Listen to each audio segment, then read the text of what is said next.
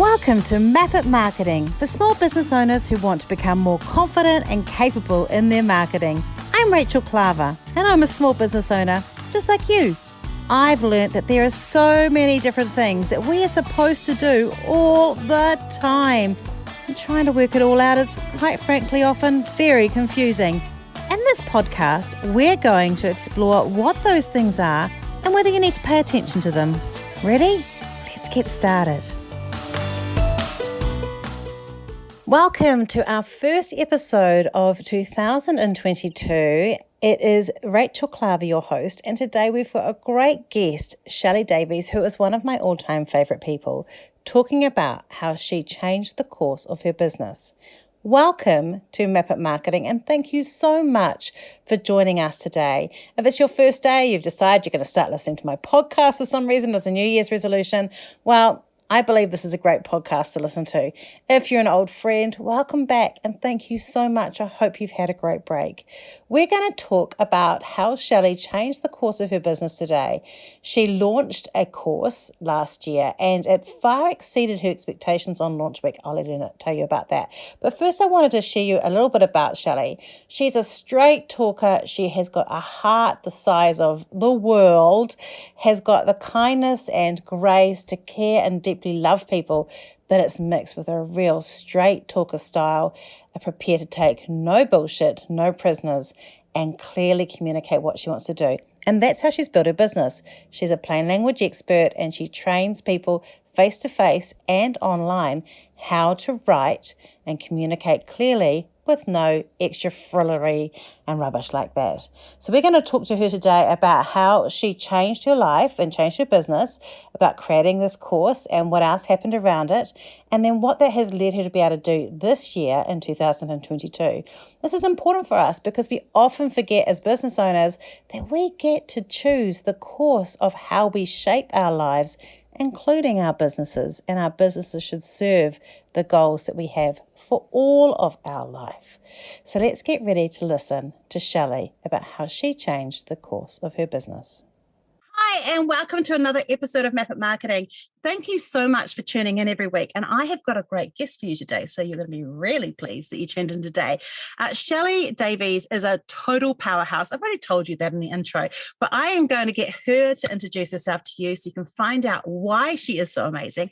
And then we're going to get talking about how to transition or move through the different journeys of the different episodes of career of your life. I think that's how we're going to do it, right, Shelly? Sounds good. Sounds good. So tell us a bit about yourself, Shelly.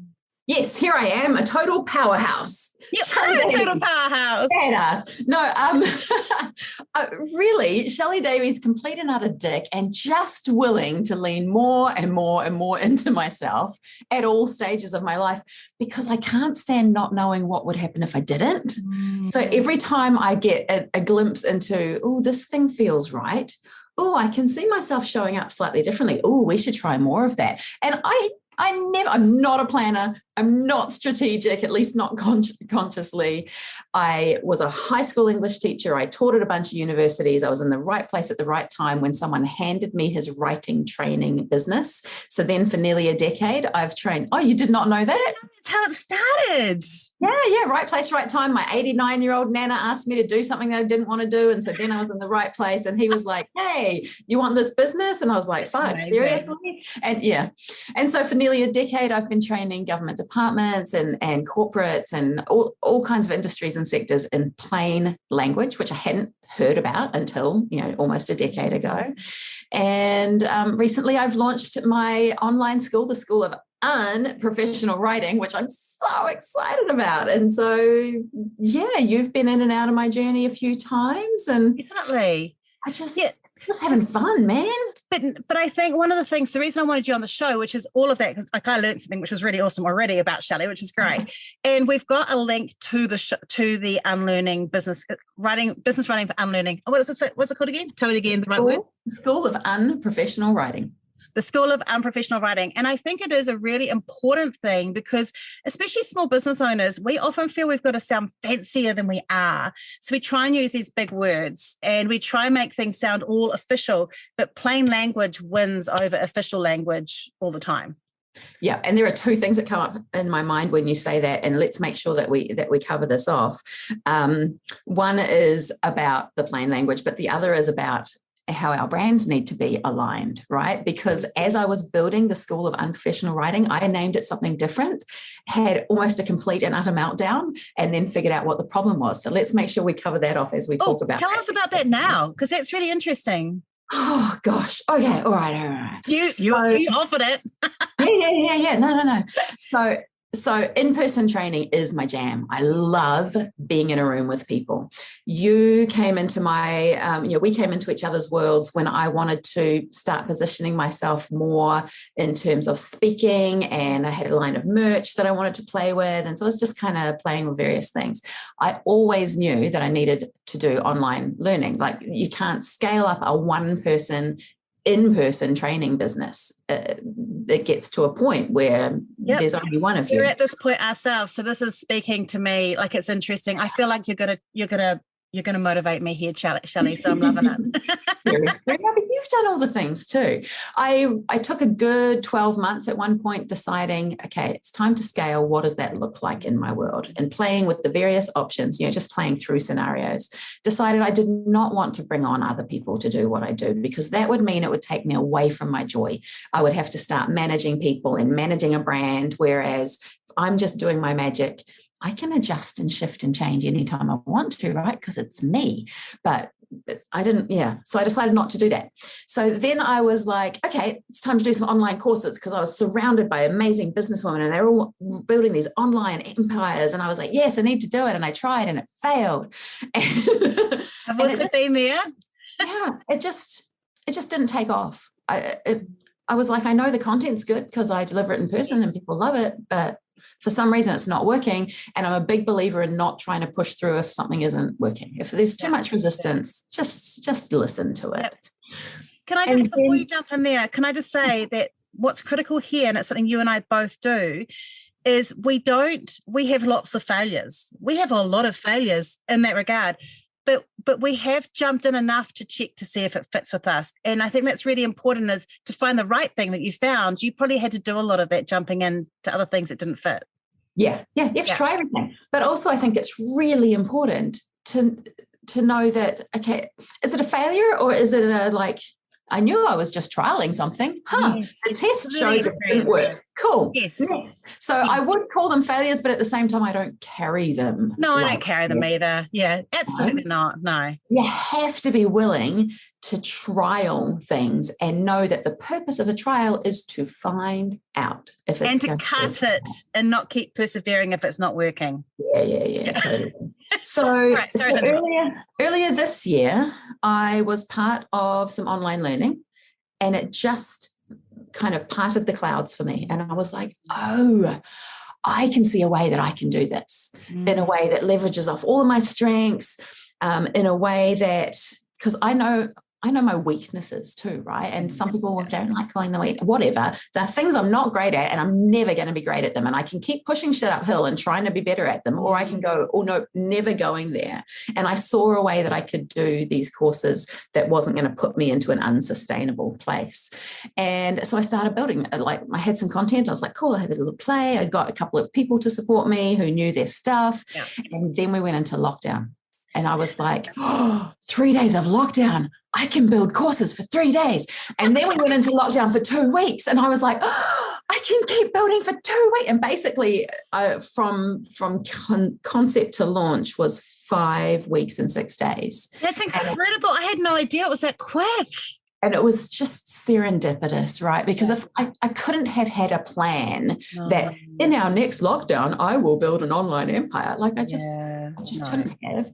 And I think because of all the things that you and I are going to talk about today, I think because of having a brand that's completely in alignment with who I am, and that even when I wanted to do a new thing, and even that involved creating a new brand, it still had to be in complete alignment. Now, here is where the story comes in. I was just going to do online courses as part of shellydavies.com. Just here are my in-person offerings, here are my online offerings.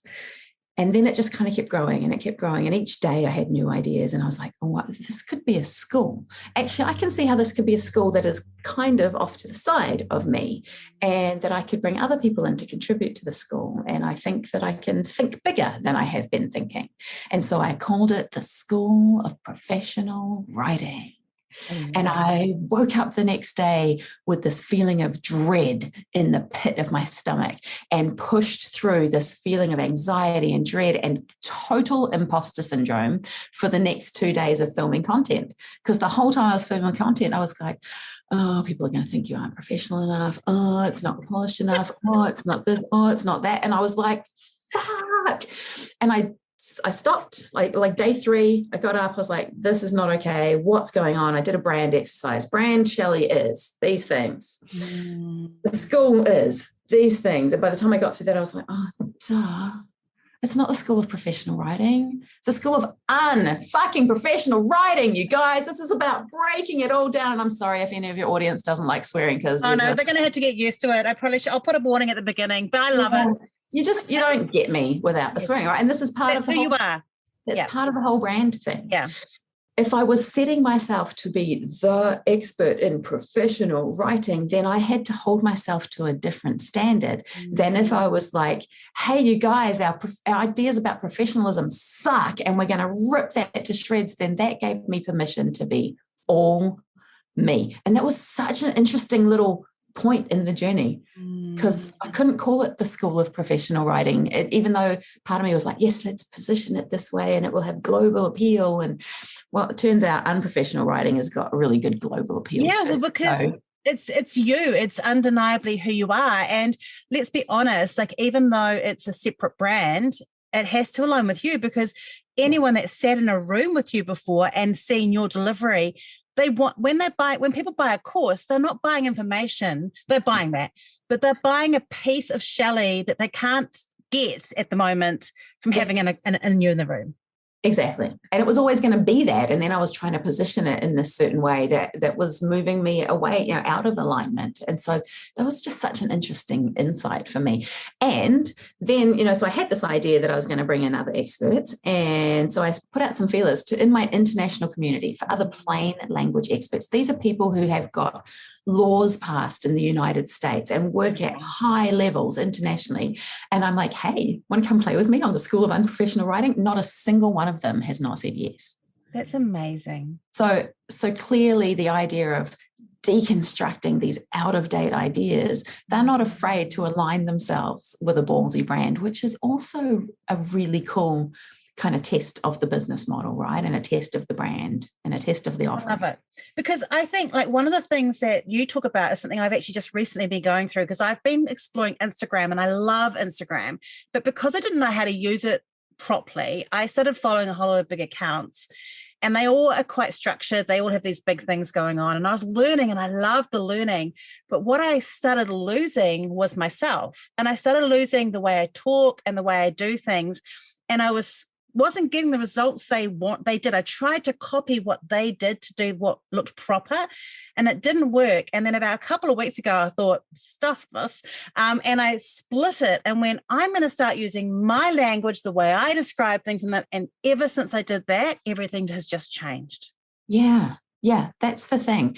There are so many things that we can learn and that people tell us that we should do. Yeah. And I think we should learn because then you make educated decisions about what fits with you and what doesn't. So we can't just go, oh, I'm just going to follow my instincts and not educate ourselves, right? Yes. There has to be a balance in that. I'm going to educate myself as widely as I can, and then I will do what feels true to me and stays in alignment, right? And I think too, we often mix how to present something with how to do it, which are two different things. Yeah. Like how to present something is our message. That's the thing. How to do it is here's the format that you should use. And here's the structure, the stuff that you and I as creatives can often, even though we're both really good at writing courses and those sort of things, can often struggle with because we just want someone else to show us their structure to make it faster.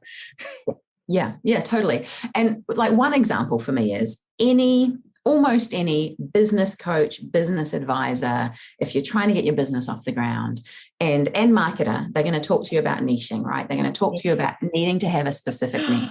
And I've got a really great friend who's a business coach, and we just totally came to heads about this one time because I wanted her advice because I was continuing to try and grow my business. I'd probably been in business for 5, maybe even 6 years.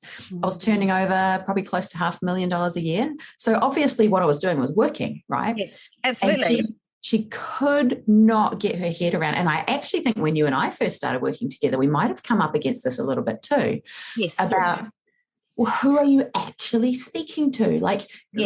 Let's really get down into this in a granular kind of way. And I'm like, no, dude, if they work in an office and they write shit, they are potentially who is coming to me. Now, if I had to pick a persona or something, then it's someone in the HR training and development space who's looking for a course for their people. Yes. But the people who click on my Google ads and stuff, it might be you working in your office, you want to get some training, and then you're going to go to someone else to get approval for the training. So just any business person is going to say you have to niche. Any business advisor is going to say you have to niche. And I've always resisted that. I've got good news for you, because I've changed myself a little bit. I want to explain why I've changed. I'm sorry. I'm sitting on the ground in my walking wardrobe, everybody, and my leg just went to sleep. So I'm just going to move myself. This is an example that I use of if you followed everyone's advice, all of the advice. I mean, clearly my business works. You'd be so confused. So one of the things I really want to say around this, because this is a really good thing, is that here's what I teach now, and it's actually what I've known for a while, but I put it in a way that people really understood. Your target audience is not your niche. Mm-hmm. Mm-hmm. Your niche is speaking plainly to crowds or to people, not to crowds. Your niche is actually speaking plainly, and it's either on writing or it's on truth talking about your life, or it's about showing up. That's your niche, straight talking Shelly. Right. Yeah. Yeah, and I love that. I think that's the liberating thing, because then you can go, I can use that to my target audience, which is big corporates, and teach them how to do plain language. I can do that to a group of farming women to talk to them about how it's important for them to feel confident, show up, or whatever it is there. You can niche, you can target your niche right to whoever the audience is. And I think when I realized that was what I wasn't conveying to people, or even I didn't understand, that was the most liberating thing. Oh, it's just such a difference, right? Yes. Niche and target market are different things, because I was always like, well, I'm speaking to people who like what I've got to say. And people who don't like it, I've got to say, you are the niche. Not my niche. Your niche is people who can cope with F-bombs, strong opinions, and a freaking clever mind. Yeah, that sounds good to me. Sounds good to me. Yeah, and now facial tattoos, apparently. Yeah, exactly. And honestly, if they don't like it, then it's sweet as. Yeah. And I think that's the power of it. So one of the things I want to ask you about this is, so you've got this course you've done, and it's all you can eat, is that right? So basically you've created it. Are you going to add to it? So you can purchase a single course. You can purchase a specialized pathway, and you can purchase like all you can eat. So you've got three different ways of engaging. The all you can eat is what I want to sell to people, because you get the most value. You get a 12-month subscription, all access to everything on the platform, and everything new that gets so all these other experts and things. As I put all of that content on the platform, you've got access to all of it. What was the question? Oh, so you've got that. So you are going to add to it as it goes on. Yeah. So when I launched it, there were about 18 courses, I think.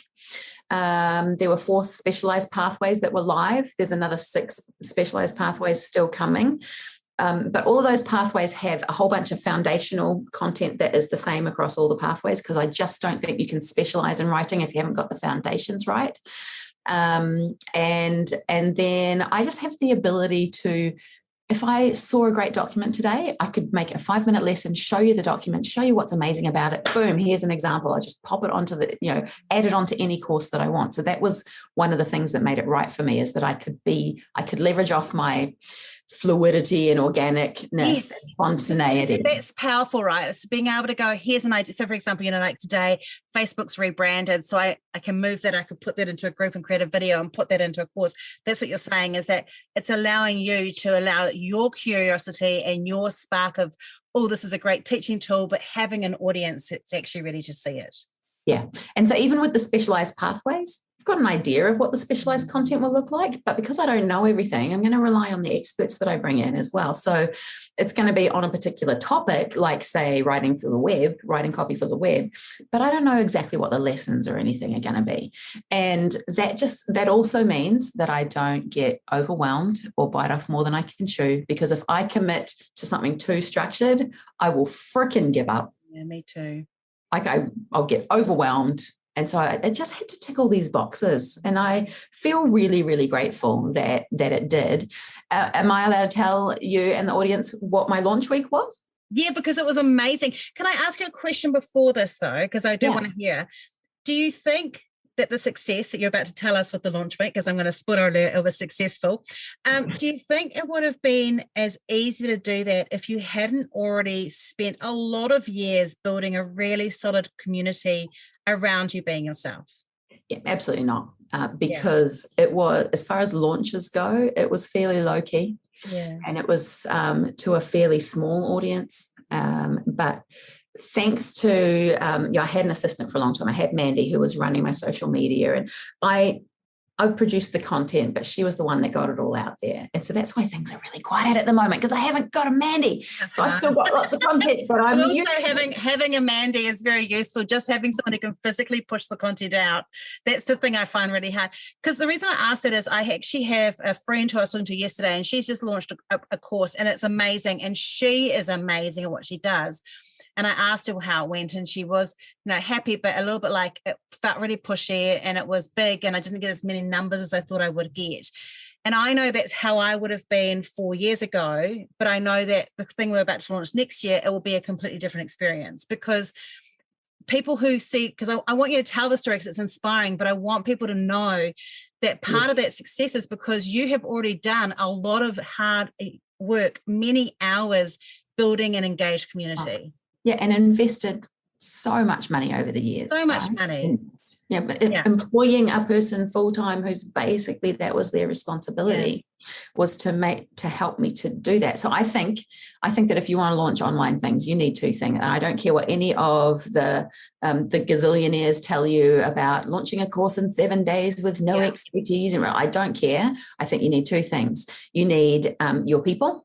And I would call them my tribe, even though I know that lots of other people, but I actually literally do have a tribe as an Indigenous woman. So my tribe that I have built and nurtured and that I've just given to really generously. I haven't spent lots of time selling to them over the years. It's just communicating stuff. Yeah, really, really loving on them. And that's been going on for like 5 years, maybe a little longer. That's a long time. Yeah. So I think that you need a really loyal tribe, family, tribe, whatever, community. Yeah. And I think you need some credibility and expertise. Yes, I just don't believe that you can be a nobody with, you're 19 and you think that you know shit. I think that you need some experience. I think you need to be able to draw on, I've done this and I've done that, and so that your voice has credibility. Otherwise. And can I also add to that, because you've mentioned bringing in some experts around the world, I think you need to have not just credibility with your followers. What really helps, and this is the thing I've really learned, because I'm a bit of a lone wolf, and one of the things I've loved is building a community of people who work in my region from around the world, in my area, is you need to have credibility to a certain extent with your peers, because they will also support it when it launches. Yes, 100%. Yeah. I think absolutely. Okay, so with all of that, if you don't have any esteem from your peers, that's a problem, right? So please tell us about the launch, because it was actually freaking amazing to watch it. Have I told you the number? No, but I know that you were completely blown away, because things happened very fast. Yeah, yeah. So you know me, we've talked about money before, right? I have a firm position as a woman in business that I especially want other women to know what's available. And if we just talk about success to you and me look different. And so the numbers are important to me. And in my launch week, I made $50,000. That's amazing. I had no idea that was going to happen, like zero. I thought if I could make 10 grand for that first week, I'd be really, really happy. I would be happy.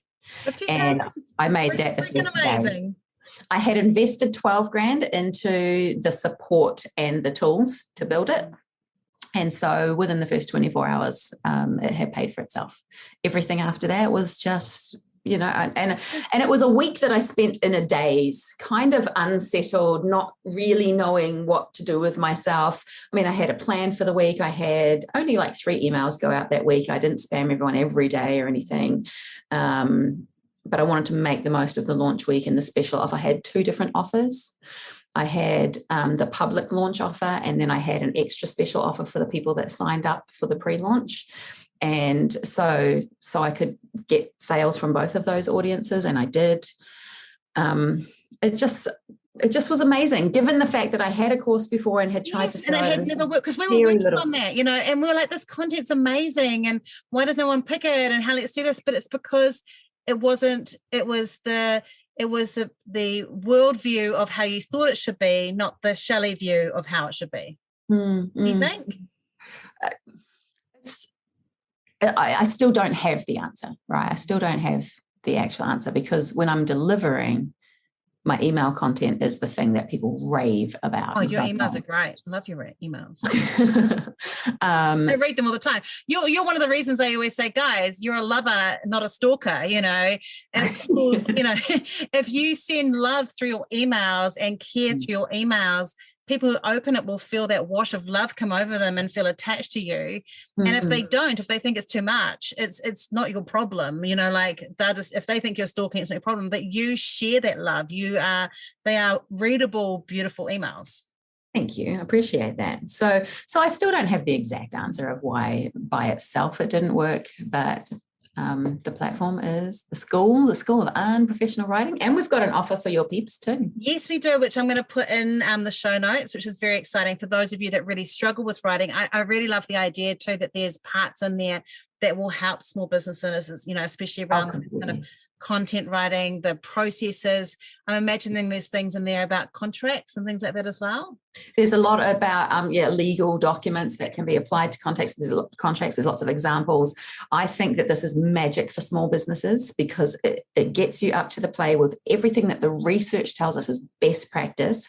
This is best practice for the voice that you use in relationship with your customers. So even in your transactional communications, but also in terms of brand voice, right? And the things that we can get wrong simply because we don't know any different, or because we're following out of date advice. And so I do think that for small businesses who can't bring me in for $8,000 a day, drop some cash on the online school. You've got a whole year to access it. So I've got 2 questions for you. One of them is around one of the things I saw when I was watching you launch it was other people randomly popping up and going, oh my gosh, have you tried Shelly's school? And oh my gosh, I've done this.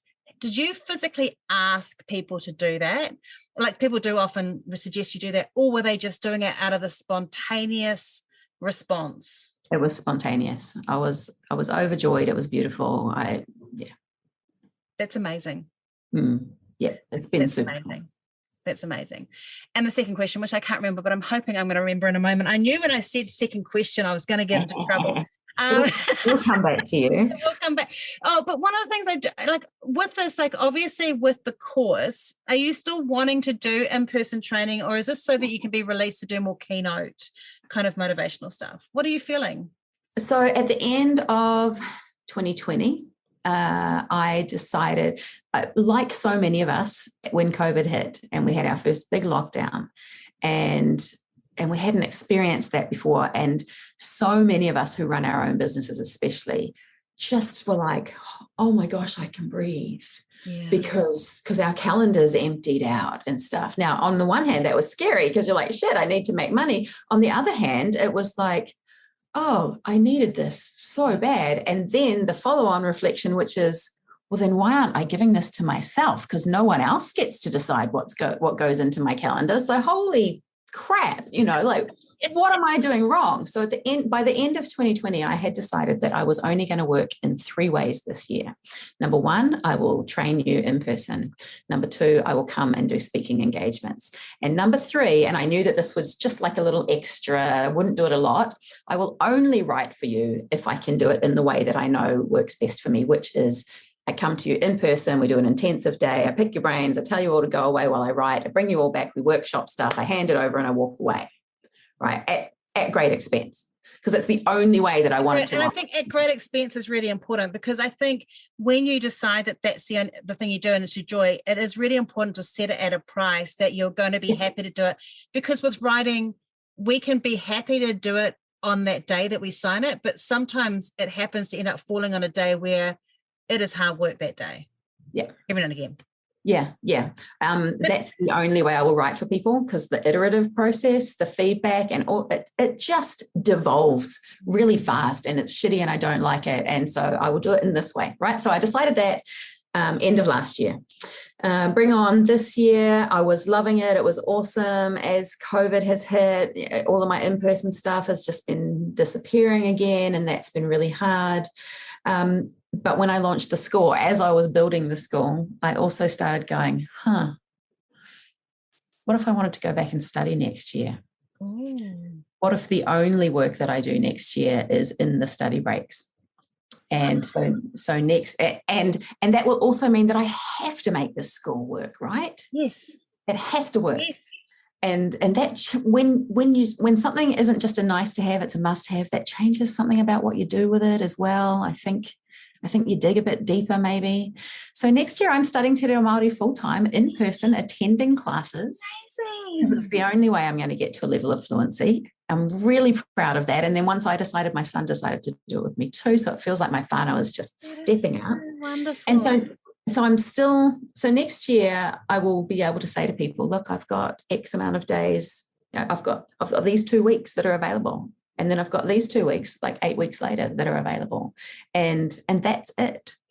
And I think actually what I'm going to do is put a page on my website that basically says, these are your windows for training. And as they get booked up, I'm going to put in the names of the companies that have booked me, because I think that will really, I think that's a good approach. People can go, because wow. You do work with big companies too, so I also think that there is a power in this, because one of the things that both of us have gone through, many business owners do, is understanding we get to own our diaries. It's not the other way around. Because I mentioned before the show, I was saying, Rod's getting a little bit tired of my indulgences, because I'm trying to finish this book.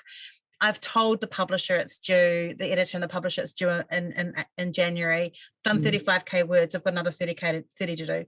Yeah. And I'm saying, I need more time for this. And I could just see this wave of another thing she's taking time to do. So I already have a day for my podcast and stuff.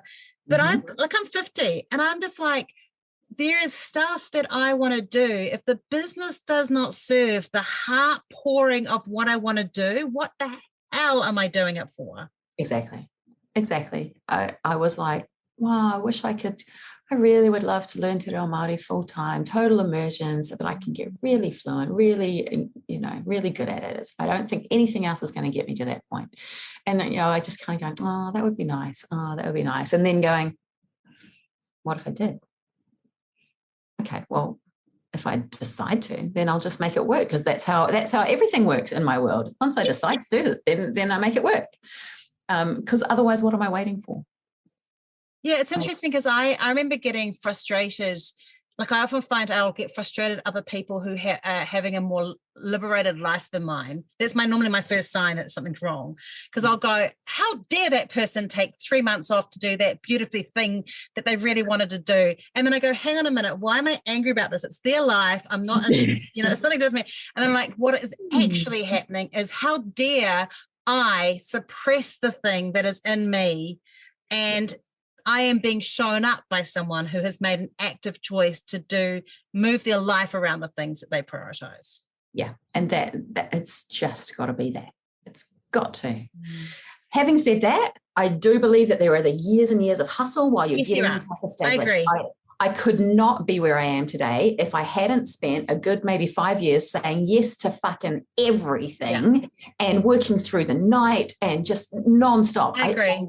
I do believe that that's part of it. Now, I know some women in business who have beautiful balance in their world and have chosen not to do that.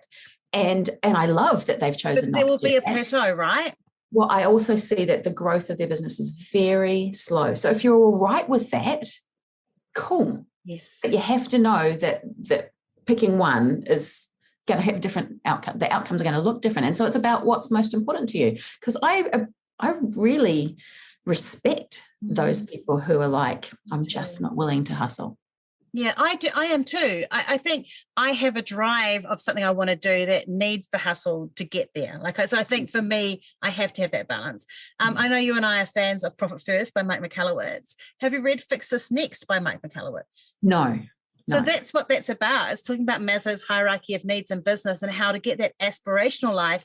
Here's all the other things you got to get in place first. Right, that makes perfect sense. And that really feeds it for me, because I feel that I can't just opt out. And it's interesting you talk about, you went, I don't want to have a team. For me, I was like, actually, I want a team to serve clients in these areas. Yeah. But I also want to do this stuff here, and it's trying to find that balance. And I think I love that you've chosen this pathway of going to the course. Is there anything that you would have done differently looking back on it now, or in terms of growing it moving forward and those sort of things? Is there anything you would have done differently, or you wish you'd known before you started? I wish I learned how to manage my finances earlier. Yeah. That's the only thing. I really wish that I had learned about Profit First earlier. And it was you who introduced me to Profit First. Yeah, only because I also needed it. It just changed everything. Yeah. It just makes you feel in control. Yeah. Yeah. And just understanding, right, that we're going to spend on our businesses what's available. So if you choose to limit what's available to your business because you are paying yourself first and everything, then the logic is so smart, right? If I could go back, that's literally the only thing I would change. I don't think that I could have learned the things that I learned. I don't think that I would be where I am. This idea of the hustle or not husling, I went through a period of time where I wrote myself letters, like love letters, saying no more hustle. You do not need to hustle, because I really had to love myself through letting go of the hustle and into the I need some spaciousness. I need to breathe. Figuring out what does your ideal life look like. Then that was always going to be a combination of working and fucking not doing anything, or using my body, getting out into, just scheduled time and non-scheduled time. And there have been a number of iterations of time management approaches, how to get that. And I don't think I ever really started to get it right until I limited the kinds of work that I wanted to do. And I was only willing to do work that would bring me joy. That's kind of me. I started going, these are the only 2 days a week that I do client-facing stuff. And the minute I started doing that, it liberated. And then you have to make those days work, because if you don't have the money to do those other things. So it was kind of similar. I did have a question about your course, because you talked about launch week. And one of the things I see a lot of people do, they go, doors are closing at this time and all that sort of stuff. Did you do that? You had an early bird rate, which is different, but did you do that? Can people join at any stage? Yeah. And what are you doing to market that ongoing to get people to come to it? So I'm still just in the process of getting some Facebook funnels and things set up. So evergreen funnels evergreen funnels are great. What I'm planning. Having said that, there is some brand building to be done internationally, and so that's a slow part of the process. I learned rookie mistake, jumped on Twitter. Everyone was getting so excited about the school, put a post on Twitter, got trolled horrifically because of my face and stuff. Oh yeah. And it just caught me off guard, because yes, it does catch you off guard, eh? Until then, everyone had been so positive about it and loving it. And actually that I removed myself from Twitter, because I spent a bit of time going, why am I on here? What am I trying to achieve here? Can I achieve my goals without being in this cesspit? And I was like, Yes, I can. Okay, bye-bye then. And I just gone. Very good advice. I reckon that's one of the things I love most about this podcast is saying you don't have to market everywhere to do this, right? No, like the situations that make you feel unsafe. Well, the guy whose courses really inspired me, and just because of what I'm about to say, I won't talk about exactly who he is and what he's doing, but he's not on Facebook for that exact reason, because on Facebook, people are super, super critical about the thing that he's doing. But on LinkedIn, he's just exploded and people are loving it. But he will not go on Facebook. And I fully agree that he shouldn't, because there he gets attacked. He gets ripped to shreds. And so, figuring out where that is. I was going to ask you something. What was it? So you asked me, what am I doing to continue marketing that? Yeah.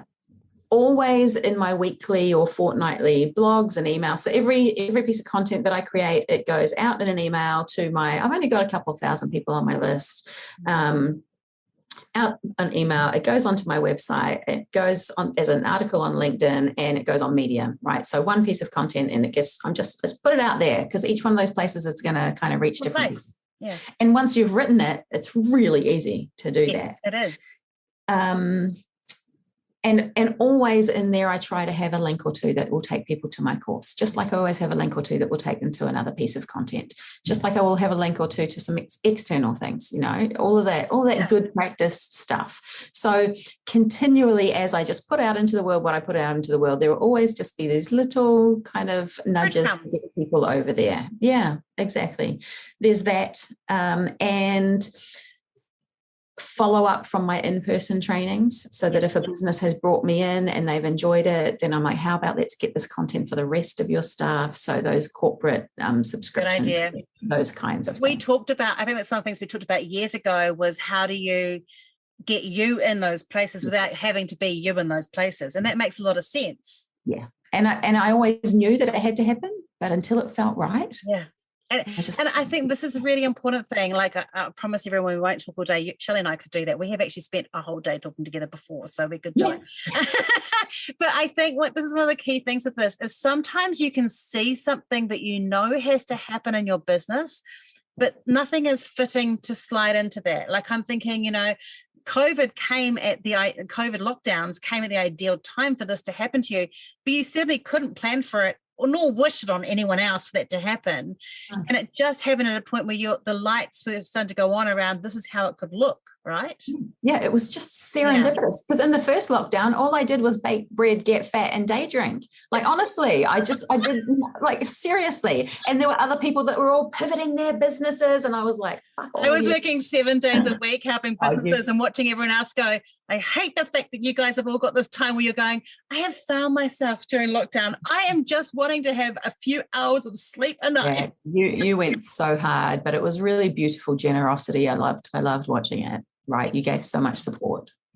Yeah, I burnt myself out, to be honest, but it's I also thought that was happening too. Yeah, and I was like, but I feel like that burnout did what has happened to you through not burning out. Like I feel it made me go, what am I doing this for? What am I actually loving still during burnout? What tasks do I still love? What lights my fire? Yep. And it made me really realize that there were some things that have become, I guess it's the same with your writing. There were like, I don't want you to necessarily admit to doing this, but I know for me that there were some things I was doing for my job that I had done so many times, I could literally do it half asleep. Mm-hmm. And that's not a good place to be when you're working with a business. Yeah. My job is to stay sharp. So I didn't want to ever be in a position where I'm sitting with a business and I'm thinking about other stuff, but still managing to do what I'm doing for them. So I had to make sure that I was changing up what I did to make sure I delivered a better quality to clients. Yeah. Yeah. And that's good. Whatever gets us there, eh? Yeah. Whatever gets us there. It's the same end result, but a different journey to get there. So I think we're running out of time, but I have a question for you. Oh, you have a question, and then I have to ask you to tell us how to find you. So yeah, that'd be perfect. Give me a question. What is, if you could compare what you see of me online now compared to what you first saw, what change how would you describe that change? Oh, that's a really interesting question, because when we first met, you were wanting to be you had this drive to do this keynote speaking thing. And I feel like, I was saying to you, hey, this doesn't fit. But actually, I feel like you also couldn't see how it fitted together. No. Like you felt like you were tossing out. Like I remember having conversations, you're like, I think I have to let this writing thing go to go be this other thing that is burning in me to be. And I think somehow you've managed to find that authentic, what is that word? Authentic Shelly person, the person you are, is threaded through everything, so you don't have to separate it. Yeah. And I find that is the difference. I feel like you have a loud out, like we've talked, and you're quite quiet when you're talking with you and we're having a conversation. We have a very quiet, they're passionate, but they're quiet conversations. I feel like the public persona of who you were was the very loud, like mine is, the very loud one, but I didn't see the quieter bits through what you were doing. You had always had humility, but there wasn't that raw emotional side coming through. Yeah. But I see it now. Cool. I love that. That's Thank you. Thank you. So just in terms of development of brand, right? Because I know that that's one of our main focuses today. I created a Y Order Design, which was my first company name. It's still the legal entity. Then I decided to train under my name, Shelly Davies, writing and training. And when you came into the picture, I was like, I am more than just writing and training. Than me. How do I show that I am more? And I don't think I ever was really going to let the writing go, but I was like, how do I, can you incorporate it? Can it be one thing? And it was around then that I was like, okay, I'm just changing the logo and the tagline. It's not Shelly Davies Writing and Training with like a corporate looking kind of shape. It's my signature, so it's more personal.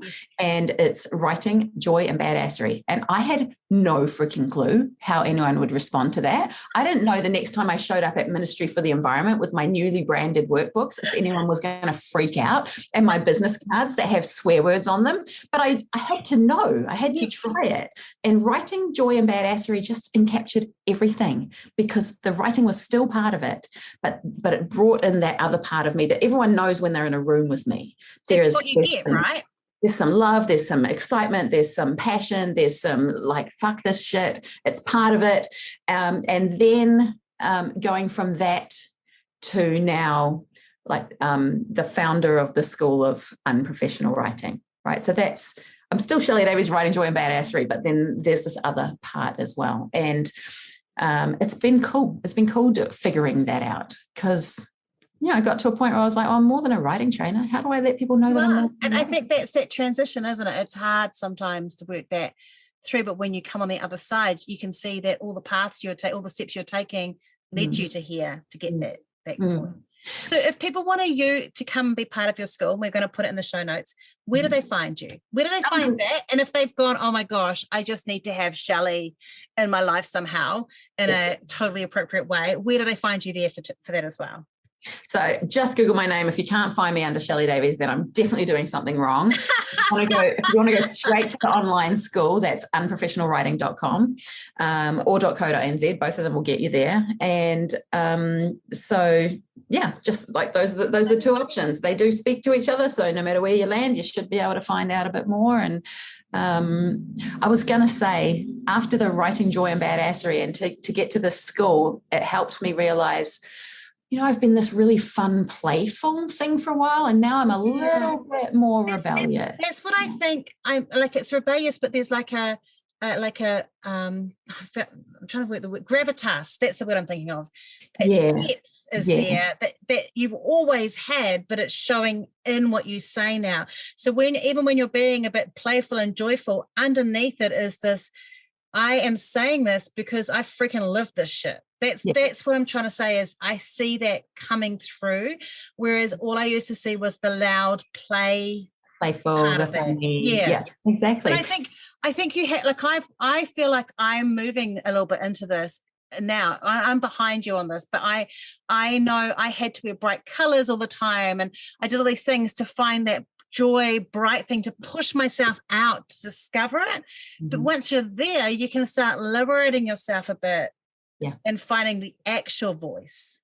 Yeah. If you watch the development of my brand, it's very, very much the story of my personal development. Right. I'm feeling the strongest now than I ever have. And I will always have that entertainer side of me.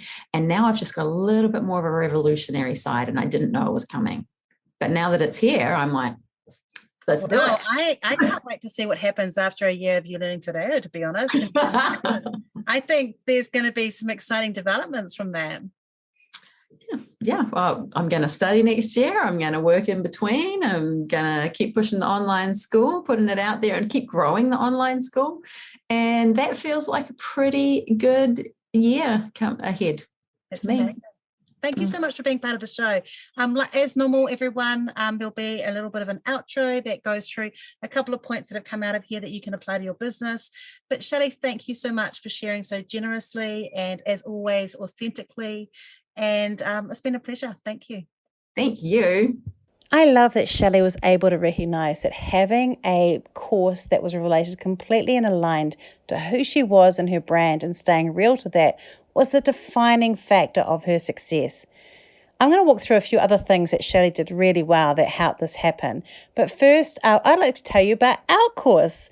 If you go to mymapitmarketing.com, you'll be able to find information about our brand new do-it-yourself marketing strategy course called My Map It Marketing, that's designed for business owners who are not quite ready to work with a strategist and are budget conscious but know that they need to have a great strategy in place. I walk you through exactly the same process I would do with our one-to-one clients or our team would do. It helps you do everything. It's got over 120 videos, and you'll walk out with a confidence in a marketing strategy and a step-by-step action plan that you'll be able to implement right away. So go along and have a check if that's something that you'd need to be perfect for you.